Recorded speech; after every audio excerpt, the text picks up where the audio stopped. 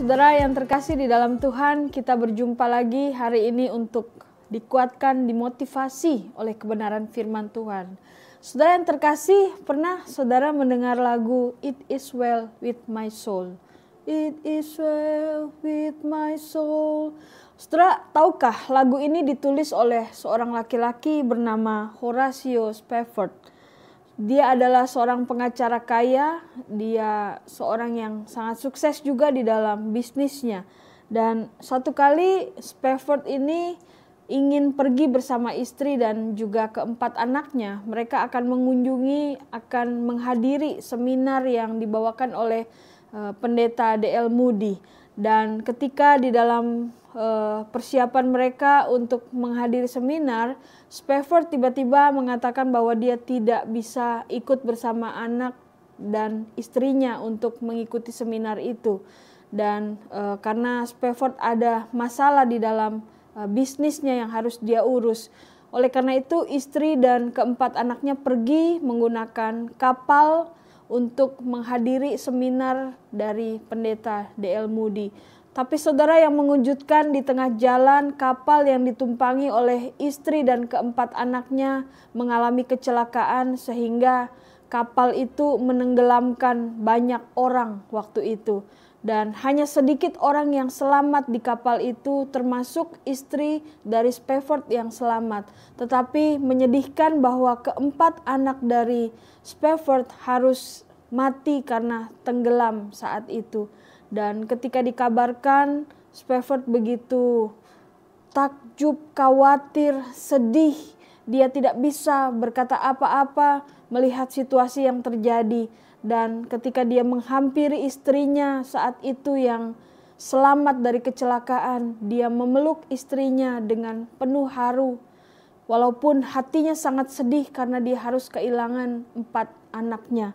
Nah saudara, di dalam perjalanan dia menjemput istrinya, dia merasakan tekanan yang begitu luar biasa. Oleh sebab itu lagu ini ditulis ketika dia sedang dalam tekanan karena dia harus kehilangan 4 orang anaknya yang kecelakaan karena kapal itu. Dan saudara, ditulis lagu ini penuh haru, penuh dengan kesedihan, tetapi dia mencoba untuk tegar dan mengatakan kepada jiwanya, tenanglah karena dia bersama dengan Tuhan. Saudara, kalau saudara perhatikan ada 4 bait di dalam lagu Tenanglah Jiwaku ini. 2 bait 1 dan bait 2 itu berisi keluhan hatinya, tekanan hidup yang dia alami. Tetapi bait ketiga dan bait keempat itu adalah ucapan syukurnya kepada Tuhan. Karena dia merasa bahwa sekalipun dia ada di dalam tekanan, kehilangan 4 orang anaknya, tetapi dia tetap bisa memuji Tuhan.